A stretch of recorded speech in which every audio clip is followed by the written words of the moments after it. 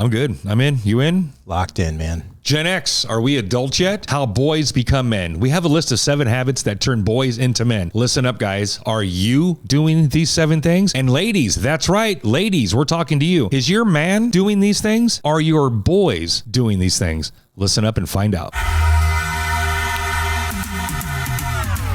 Hi, I'm Jason. Toby. We are Gen X, and welcome to our podcast. We're the last generation to grow up without internet. Welcome back, everyone, to our podcast. Thank you for spending your time with us. We appreciate you. Shout out to our Monday crew. Shout out to a large number of followers that are faithful and listening to us since launch day. We love you guys. Monday crew, we love you guys. Shout out to you guys. Thank you to each and every viewer. If this is your first time watching us, thank you guys for tuning in. If you've seen a bunch before, thank you guys. We appreciate the time you guys spend with us. Thank you. And last but not least, of course, thank you to our subscribers, those guys who have taken the time to smash that subscribe button down in the corner. Thank you to you guys. And if you haven't already, go ahead and smash the subscribe button. Gen X, if you are our age, let us know you're watching. Hit the subscribe button. Give us a like and give us a comment on this episode or any of the other ones. If you are younger than Gen X, let us know you're watching. Leave us a comment. Tell us where we suck. Tell us where we're doing good. Tell us what made sense, whatever, what have you. Smash this subscribe button and let us know you're out there. Yep. Appreciate you guys. All right. He's great for a snack and he fits on your back. Everyone loves Toby. Toby, how you doing today, man? What's up, guys? Hey, man. Give a big shout out to Toby. He's going to sit in this week. Greg is on I am working for myself vacation, so every vacation is still a working vacation. Self-care. Vacation. Yeah.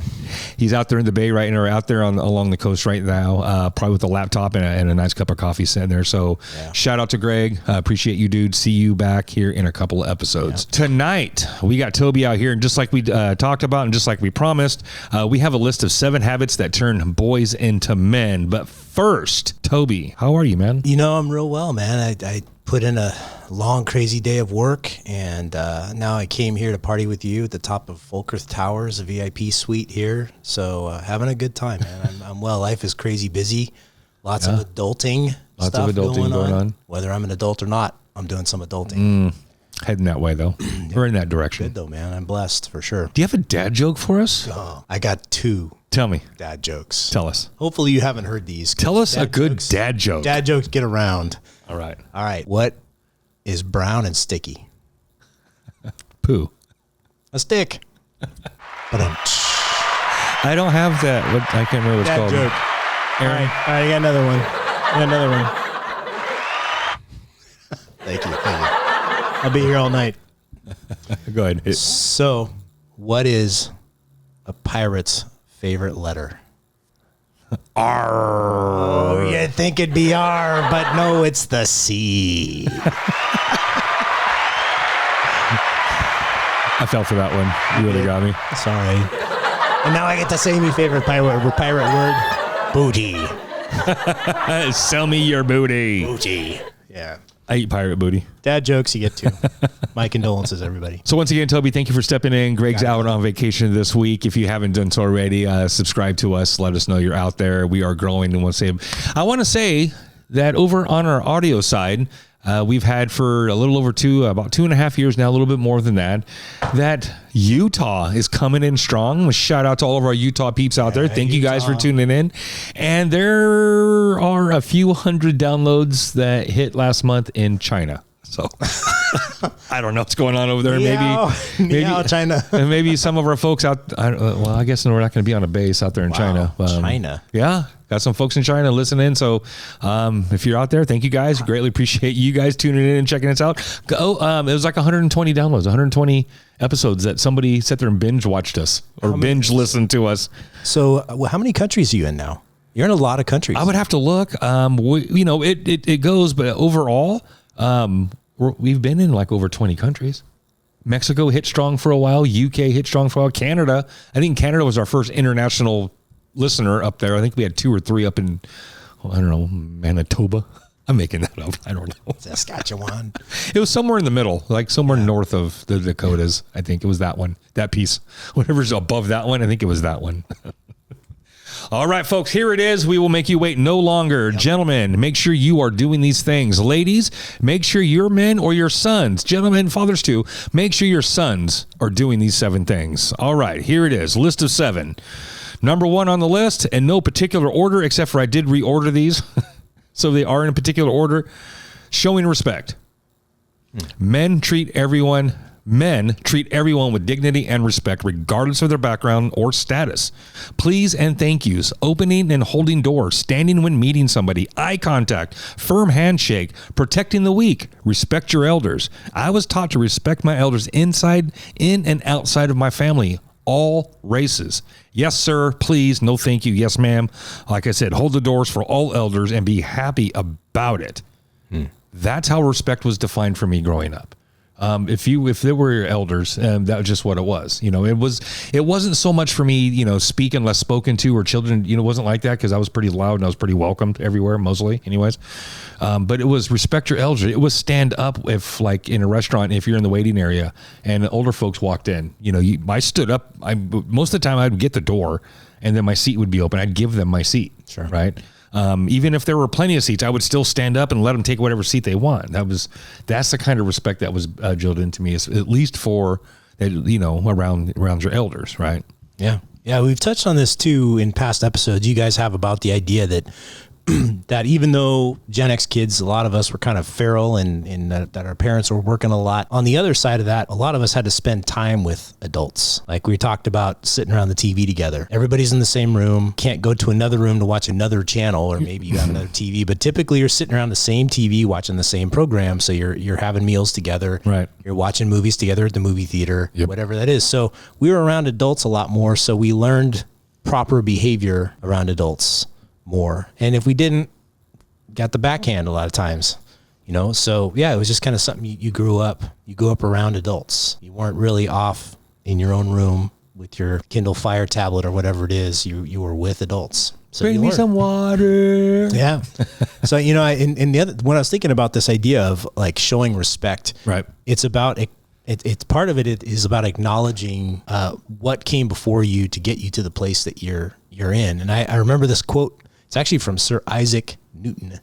And he said, "If I have seen further, it's by standing on the shoulders of giants." The idea being, I may have accomplished some things, but I only accomplished what I did because I had a place to start that was on the shoulders of the people that came before me. Right. So our parents set the way for us. Our parents made it possible for us to have what we have, and the relatives and friends around us. So yeah, you show that respect because that meal on your plate didn't get there on its own. No. The clothes on your back didn't get there on its own. You know, they gave it to you. Respect. So showing respect to your elders was one of the bigger things in my family. You know, of course, you respect your parents and, you know, yourself and all that stuff. But I remember one time, this is kind of funny. I remember one time it was kindergarten or younger. So the memory's kind of more like a video playing in my head, right? But I remember we lived out in the country kind of, and my Nana, my grandmother, lived in this house, and across the street in this row of, like, you know, single houses, but it wasn't like I lived over here, but I was over at my Nana's house, and I was doing something. I got in trouble for something, but I don't remember what I got in trouble for, but I do know this was the first time and only time I made that woman chase me. And she didn't just chase me to the door, because I ran. I ran to the door, through the door, across the front yard, across the dirt road, into my gate, into my house, and she's behind me all the way.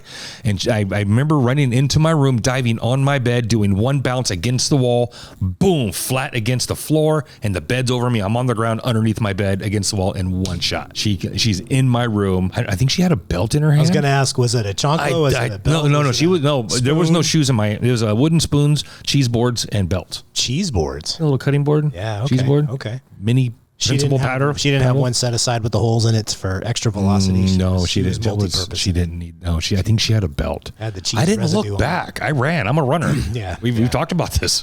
After me, I'm out. So when she caught you, was it? Like, so I want to say from under the bed, I remember my mom's feet and my Nana's feet in her dress thing. The one dress thing. House dress. Yeah. Right.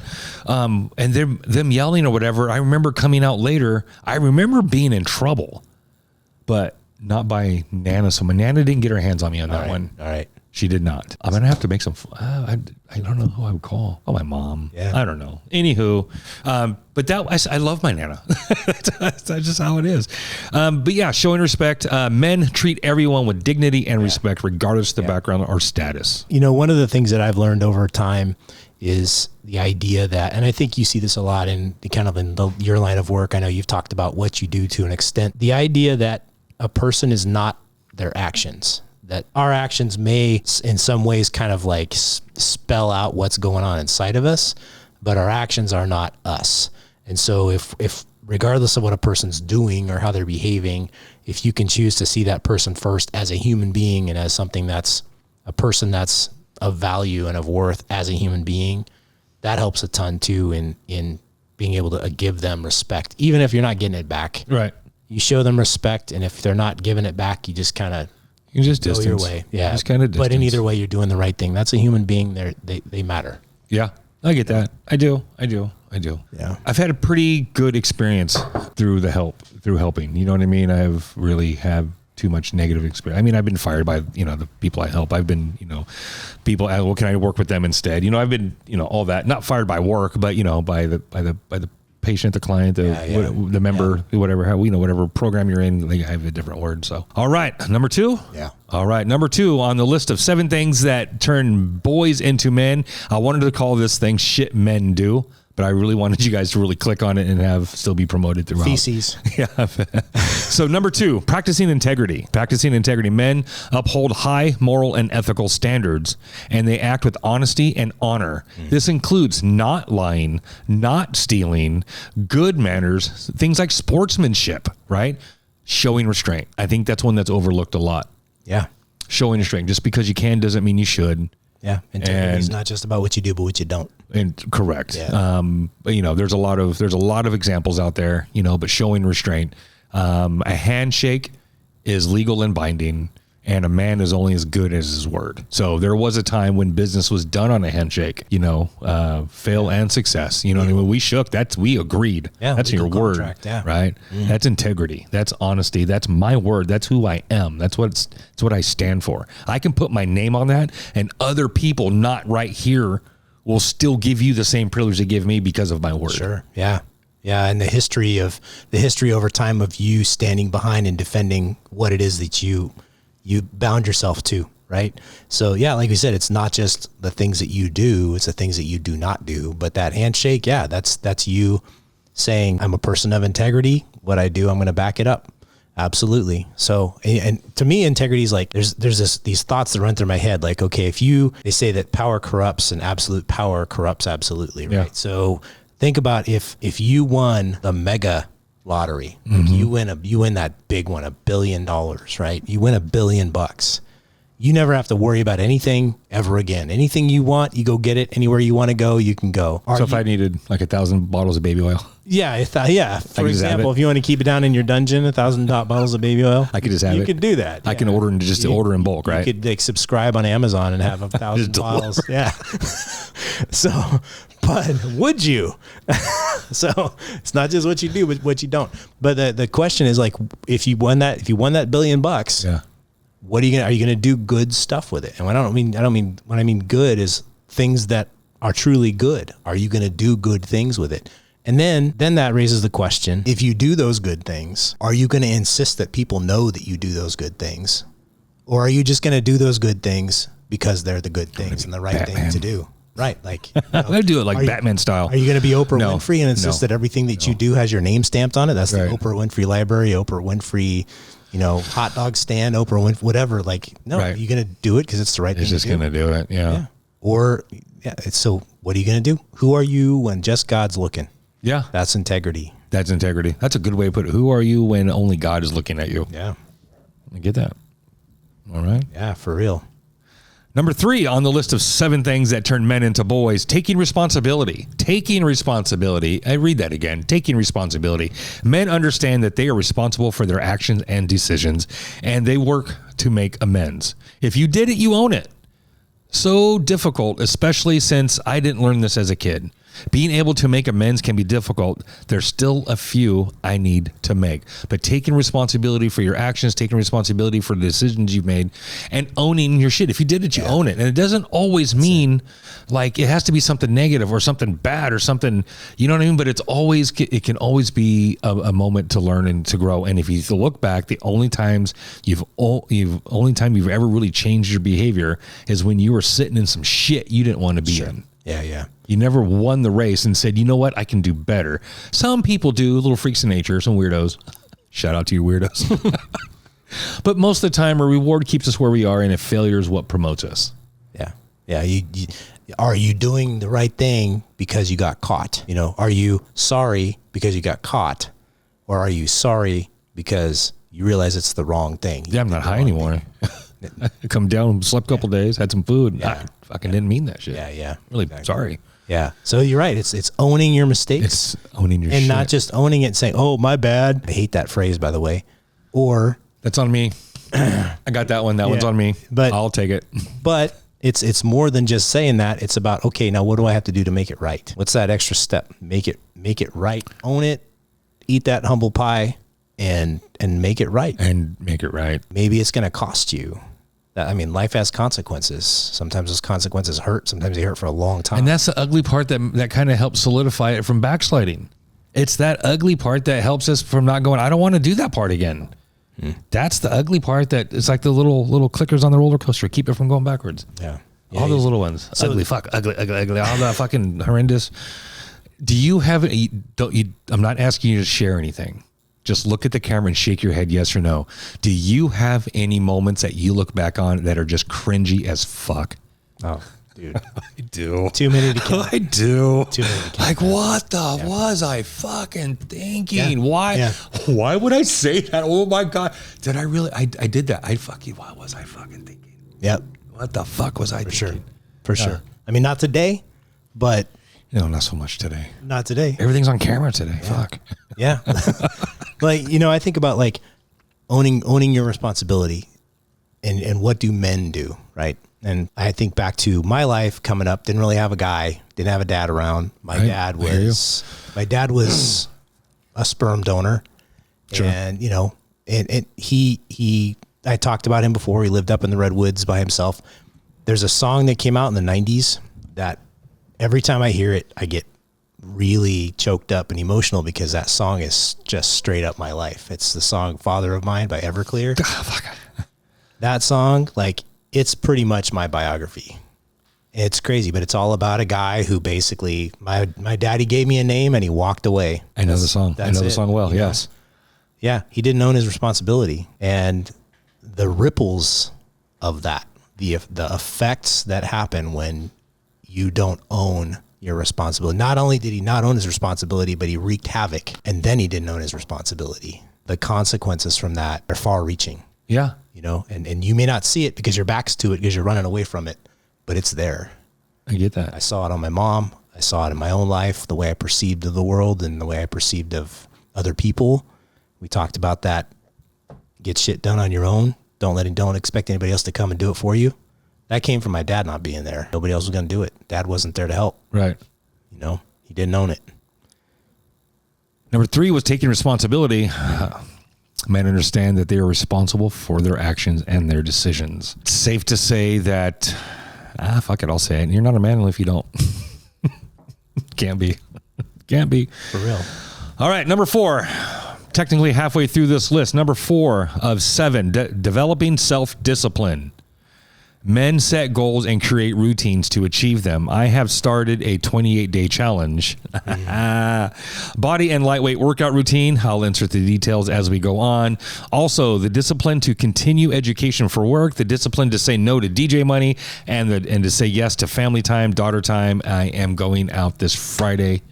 Taking the daughter out this Friday. Taking the girls out? Yes. Just you? Yes, we're going out. We're having our time this week doing that. Man, I'm telling you, as a guy who grew up without a dad, they will not remember the things you do, the movie you saw, the meal they had. They're going to remember that you chose that time You chose them over the DJ money. You chose them over hanging out, watching your favorite movie at home. Or just goofing off at home. Yeah. Just the routine, just dorking out and just doing nothing. Yeah. You chose them, man. That's huge, dude. Absolutely. You know, I heard a quote. If you aim for 0, you'll hit it every time. Yeah. Right? Like, so you set goals. Yeah. Set goals for yourself. Like, challenge yourself. You don't have to race that other guy. You don't have to be better than that guy. Be better than yourself. Right. Set a goal for yourself. Set a bar and aim for that. And if you don't make it, dude, that's okay. You tried. Get up, dust yourself off, go again. Set another goal. Maybe that goal is a little bit too high. Set it a little bit lower. Aim for that goal. Whatever that thing is. Maybe it's improvement at work. Maybe it's a workout. Maybe it's, hey, I'm going to cut this particular thing out of my diet because it's going to make me have a heart attack when I'm 60. You know, whatever that thing is, but set a goal, aim for it, and keep going back to it. Try it again. And as you know, it's not a single man's journey. Find an accountability partner. Find somebody that's going to hold you accountable for those goals you set for yourself. Pick somebody to hold me accountable. I get to do that. Sure. Yeah. Hell yeah, you do. You get to pick somebody. I get it. You don't want them to pick you. No, right? Oh, that's like incarceration, huh? Yeah, it kind of is, actually. It's kind of like that. They're going to hold you accountable for 6 years. You know, a good definition for self-discipline is the ability to govern yourself. Everything from pushing the cart over to a cart spot in the parking lot, to making your bed before you leave, to reducing the amount of sugar, to, I don't know, whatever it is in your life that, you know, that it wavers for you. Self-discipline is the ability to govern yourself and manage yourself to a standard that you set that usually exceeds what you were before, or for some reason you needed to kind of improve or cut something, start a behavior, I needed to start something, I needed to stop something. And the ability to govern myself in doing that is called self-discipline. Sure. Yeah. And just like we talked about before, it's not just what you do, it's what you don't do. It's what you don't do. You got to break a cycle sometimes. I don't eat anything bad. We don't eat anything good either. Slim Jims and Diet Pepsi is not a great diet, you know? Like, so sometimes it's about just breakfast. Yeah. It's sometimes about what you don't do. Sometimes you got to break a cycle. You got to get, if it's a people group, if it's a location, if it's a show you're watching, or I don't know, maybe there's something that's causing your brain and your body to just not do the things you're supposed to do. You got to break it. If there's a group of people you're hanging out with that are driving you to bad places, we say it. Can't keep going back to them. Every chance we get, you are the average of the people you spend your time with. I think the original was you are the average of the 5 people you spend your most time with.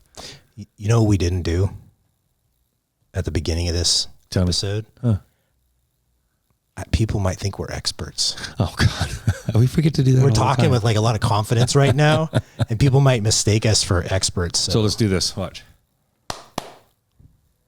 And don't forget, we're not experts. No, never take our advice. We're not. And you know what? Don't even take us seriously. But seriously, take this advice because it's really good. But don't. Developing self-discipline, like we said, men set goals and create routines to achieve them. They hold themselves to a standard. They govern themselves in such a way from small things to big things.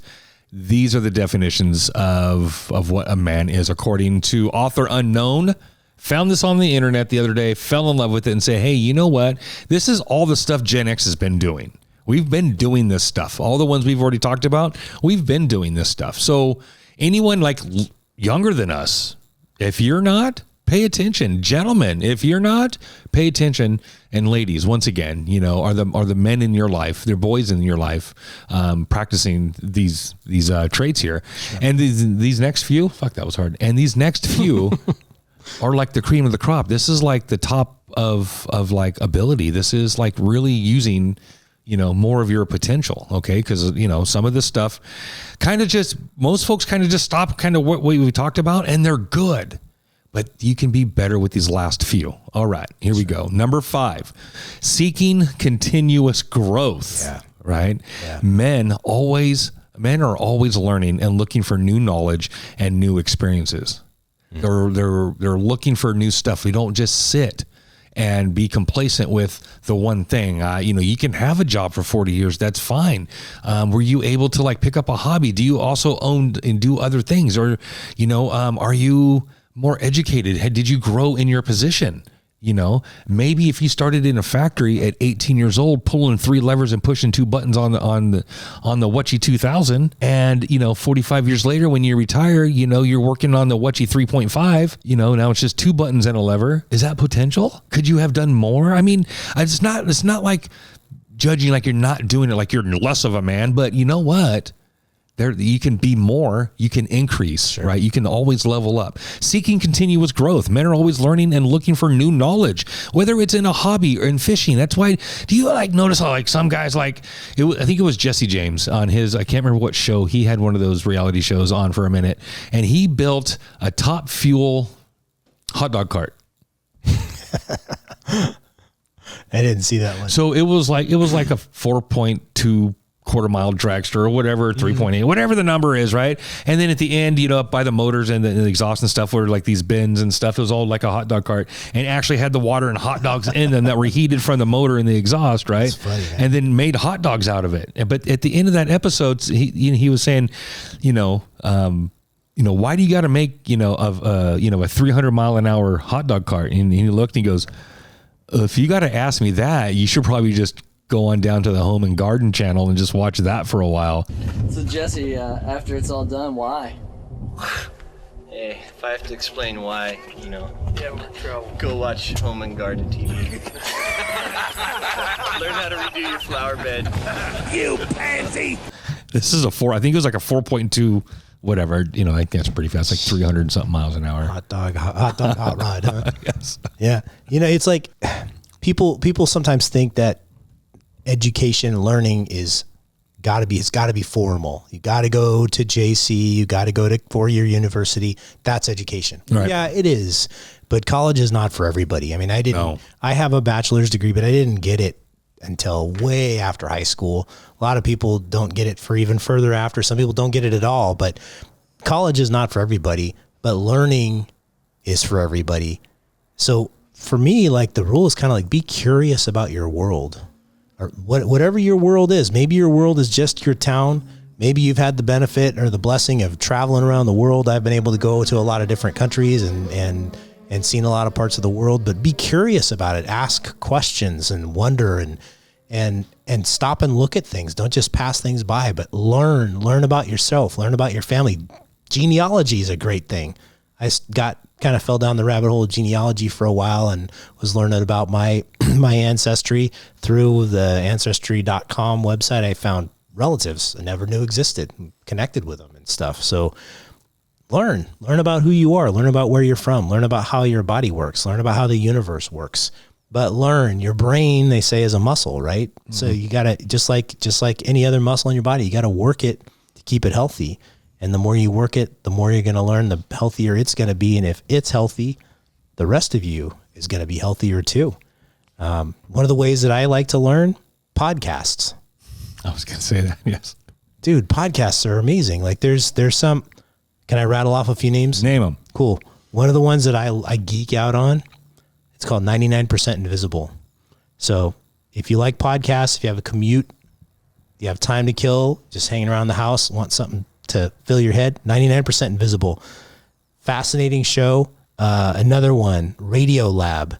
If you like geeky stuff, Radio Lab is for you. I used to listen to Radio Lab. They're really good. Great show. A lot of fun. Another one is called Lore, Lore. That's all about urban legends. Ooh. What are they? How did they form? Going all the way back hundreds and hundreds of years to Europe, South America, Central America, all over North America. Fascinating show. And there's a TV show on Amazon. Another one, Ear Hustle. Ooh. This one is recorded in San Quentin by convicts in San Quentin. They have a studio in San Quentin, and it's all about what's life like behind bars. What's it like? How do you cook a meal? How do you have a girlfriend? How do you write letters? What happens when you're getting ready to get released? What happens when you get released? What happens if you're on death row? Interesting stuff, man. So podcasts are out there. That's another way to learn. but be curious. I love the fact that you brought up the podcast, because this is something I've realized probably a few months in, and definitely I think we're at 119 episodes. I think last week I uploaded the 119th episode. We've been doing this one a week for about 2.5 years. So the numbers are right there, right? The continuous growth is reading, researching, and just kind of, like you said, being genuinely curious about a whole bunch of different topics. I got a list of topics that we haven't even talked about or made it to an episode, but a whole list of topics have made it to an episode. So like you said, podcasting, how about creating a podcast? How about creating a weekly podcast about adulting, right? For your generation, how much I've read, how much I've learned, just about the fun stuff, about, stuff about myself, stuff about other things and other people, and just being able to bring like awareness and, my own experience to this whole thing, being able to verbalize it. Done a lot of writing. I do a ton of writing. I didn't realize how much I actually sit and write. I do a lot of writing, do a lot of reading. Didn't realize that I would be reading as much as I do in my adult life, and that, and not realizing that not all my reading comes from a book. In fact, the last book I read, I love this. The last book I read was Charlotte's Web. Yeah. It was reading it to your daughter. It was reading it to my daughter and granddaughter at bedtime. Yeah. We got to almost like the last 2 chapters. We got to the fair. Templeton went out and grabbed his words, came back crunchy. They didn't want crunchy. That's how it sounds in the animated version. Yeah. Anyways, and Charlotte was just now telling Wilbur that she is not going back home with him. Okay. Yeah. And then we went camping, took the book with us, read a little bit more. Now the book is in the camper, and we just haven't made it back out to storage to grab the book to finish it. So. Anyways, yes, continuous growth isn't, like you said, is not always college, it's not always school, and it's not always that formal, structured kind of continuous growth like I need to go sit in a classroom or anything, right? Yeah. You can just read about stuff, write about stuff, just like you said, exercise your brain. Yeah, and another thing I would say in there too is don't be scared. Don't be afraid to fail. Like if you want to try something new, dude, get out there and do it. You want to go try stand-up paddling? Go for it. You want to go get on a bicycle? You want to try yoga? Do it. Who cares? Go have fun. If you fail, so what? Get up, try a different thing, but try something new. Stretch your horizons out a little bit, grow, learn. Leave your computer. If you're our age and stuck on a computer, leave your computer, turn it off. Yeah, for real. Turn off your Windows XP machine. Yeah. Push away the ashtray. Been there. Yeah. All right, number 6, almost done with this list. Number 6, cultivating emotional intelligence. Wait, what? 3 words I've never seen put together before. Cultivating, what are you growing?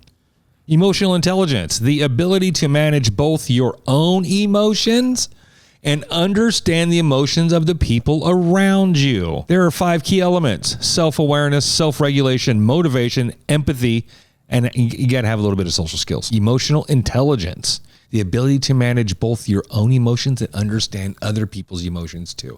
That doesn't mean be able to tell them what they're feeling. It just means, hey, look, they're angry right now. Maybe what they're saying, I shouldn't take it personal. Hey, you know what? Their mother just died and in a horrible car wreck, and she's not, you know what I mean? It's having that understanding, that ability to, like the other word was empathy. Yeah. And be a little bit empathetic and understanding of like, hey, look, I'm not approving of your behavior. I understand whatever the case is, not approving of your behavior. Like, let's say somebody's hurt, somebody's lashing out, or somebody's over the top happy and just being obnoxious and dorky. You know what I mean? You understand where that's coming from, and you're able to regulate your own. In other words, you don't feel the need to match their energy. You don't feel the need to overpower their energy. You can just sit from a distance and enjoy it, or, moderate your own regardless of what's going on around you. You don't have to be impacted by them. Right? You don't Correct. have to be. You don't have their emotion and their opinion of you doesn't have to change or affect how you feel about you or the situation. You can just let them have their thing and like, okay, that's cool. You do you. I'm gonna be me over here. A little bit of confidence in myself, a little bit of self-awareness in myself, a little bit of understanding, hey, this isn't really about me. And so I don't have to respond in like fight or flight mode. I don't have to get my heart racing. I don't have to necessarily be all defensive about it. I don't necessarily have to, jump in a way that's, I'm about to be attacked, unless I am, but it's generally not the case. If somebody's disagreeing with me or telling me that they don't like the way I drove just now, or, you know what I'm saying? So, that emotional intelligence, or being able to support somebody like who's really upset, and then being able to get over the fact of telling them it's okay, it's going to be okay, stop crying, being able to just sit there in the moment and share that moment with them. You know what I mean? Being able to understand that, you don't have to shut anybody up. You don't have to say something. You can just understand your emotions and those of those around you. Right. Yeah. Takes a lot of practice. It comes probably with a little bit of education to begin with, to even understand that those words go together and what they mean, and understand that we've been doing this or fighting with this our entire lives until we figured out, oh shit, that's a thing. Oh, that's a thing. Okay. That's a thing. Okay. What's this thing all about, right? So it's down at the bottom of the list. I did move these around a little bit. So number 6, cultivating emotional intelligence. Men are aware of the emotions and how they affect others.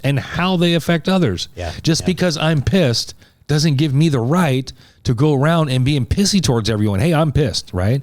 But on the other side of that is, just because I'm happy or I'm having a good day doesn't mean I have the right to be disruptive at work, or be all kind of on a sugar high and just bebopping and just disruptive and singing my thoughts out loud. You know what I mean? It's like, hey, I got to understand, I might be in a good mood and I need to chill that out a little bit, or be appropriate with it in the time and place. Right. And that's the ability to kind of govern. We don't get to have temper tantrums at our age. We're not 6.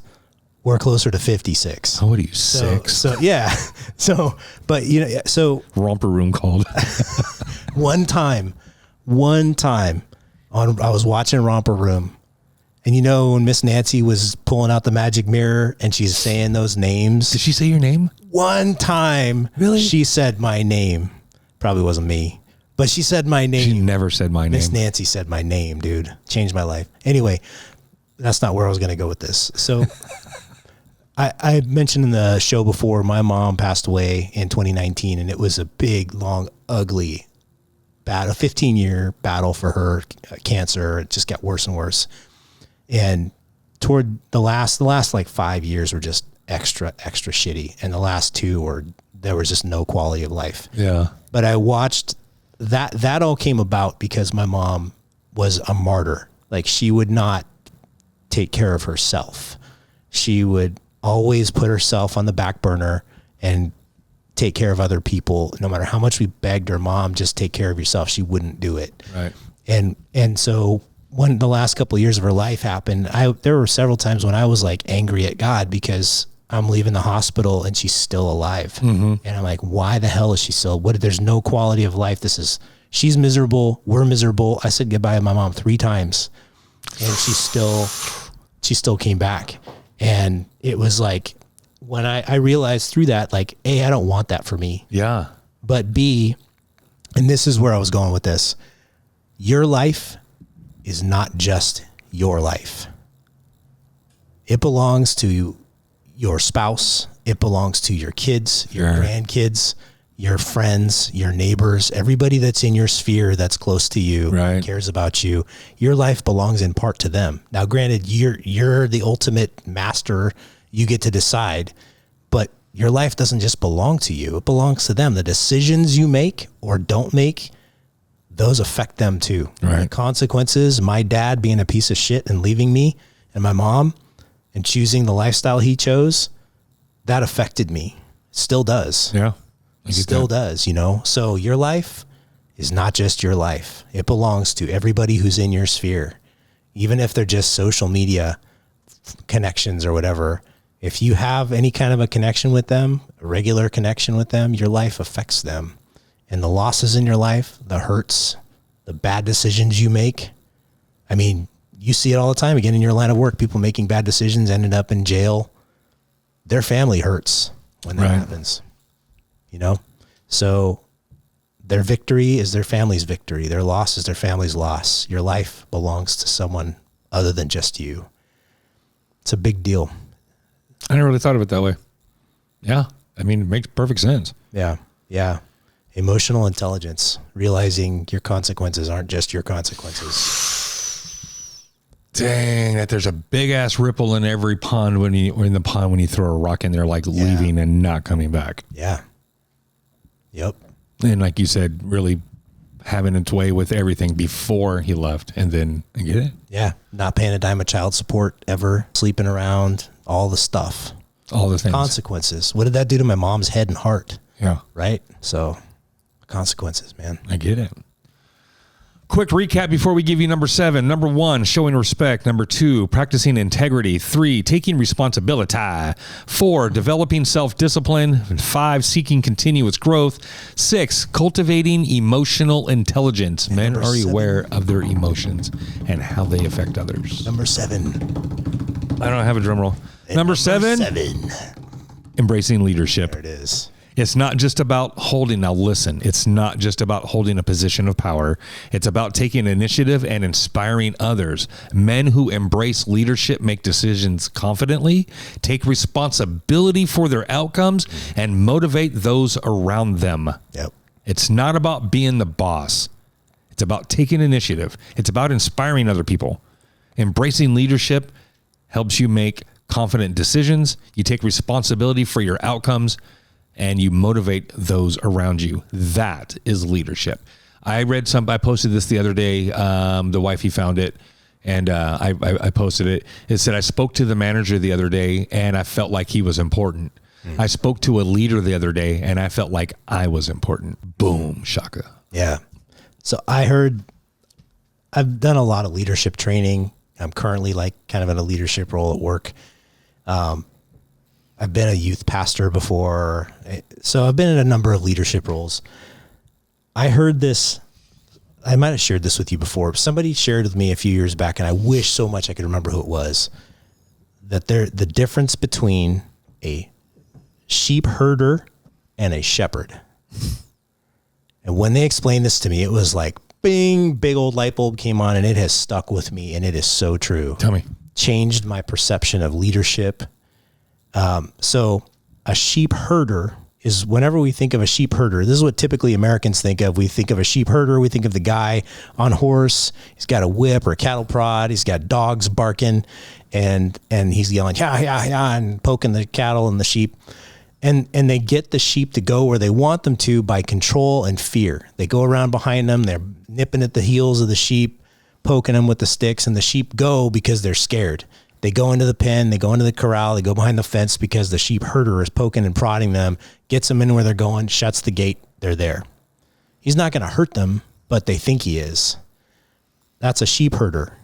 A shepherd, what a shepherd does is he hangs out with the sheep, spends time with them, and when he wants them to go somewhere, what he does is he gets up and he walks.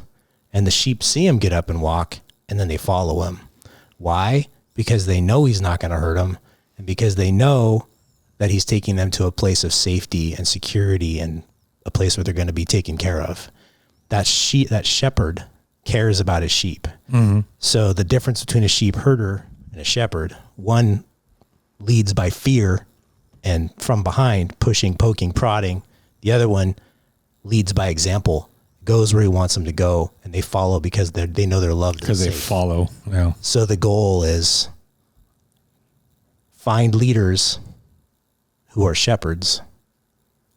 And the other goal is aim to be a shepherd. Aim, right. I like that. That was really good. Yeah, man. And it affects the way I lead at home. Right. It affects the way I lead at work, at church, everywhere. Like, how do I want to be led? And I've worked in situations where I had a sheep herder. Mm-hmm. That's why I'm on my current job, because my previous job, my boss was a sheep herder. You post a little bit about that, and I read a lot of that. Dude, I didn't like this at all. You ever had a job where you had just straight up dread going to work, like sick to your stomach to go to work? Because I have, and it sucks. Yeah, that's sheep herding. Some people are pretty fucking twisted, man. Well, that is our list for you guys tonight. The 7 things that turn men into boys. Well, that's going to do it for us tonight. We have a list of 7 habits that turn boys into men. Our Gen X boys turn into men. Basically, we've been doing this since we were kids, but it was great to actually have it down written on paper and to share it with you guys. Again, if you're Gen X, hit that subscribe button. Let us know you're watching. If you're younger than Gen X, we appreciate you tuning in. And trust me, trust the boomers. This is good stuff. Gentlemen, pick this stuff up. If you're younger than us and you're not doing all of these things, I imagine most of us are doing most of these things and probably go, yeah, we just do. That's just common sense. We just do that. Okay, good. Replicate yourself. Thank you. Acknowledge that in other men. Give them a thumbs up. Give them an acknowledgement and say, right on, dude. I appreciate, whatever that is. Check this out. The other day I was at a stoplight. I was in first and there's, folks coming from my right. It was a one-way street. There was a guy in a wheelchair holding a sign facing that way. I couldn't see the sign, but it was most likely, help, need food, whatever, what have you. I saw this guy pull kind of off the road a little bit, reach through his window, hand that guy money, pull back on, kind of held up traffic. He did it at the green light, right? And then as he drove by, I'm kind of nodding like this. And as he drove by in front of me, making his left, I gave him a thumbs up and he just drove by, gave me a thumbs up back and went on his day.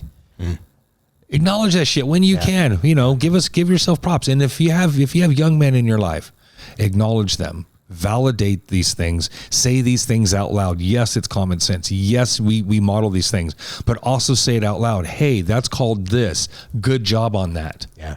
Tell them, validate that shit. And if you're doing this shit like this, like I said, replicate yourself. So that's going to do it for us tonight. We appreciate you guys for jumping in and hanging out with us like we always do.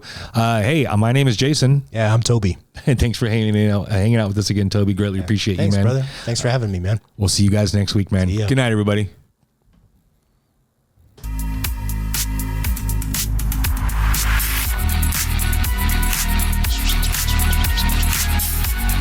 You get one of those scratching. I got one of those big ass mixers. So you can start putting some DDJ. Put some scratching over the top of that. So there's another model of this. Greg's got the other model of this one. It's got all the bells and whistles on it. It's got all the fun things. You could have your guests be like guest DJ, and they can do some scratching and some wiki-wikis. Crossfading on the some wiki-wikis. On the I have that. intro music. I have the big one. You can do that. All right. I think that was it for this one. Yay. Thank you very much. Yeah, man. It's fun. Check. There you are.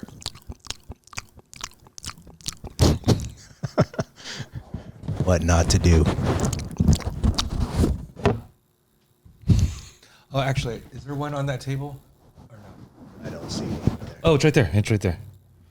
Do you want me to grab that one instead? Yeah, let me put Greg's back. That way you're not. Sorry about that. No, it's all good.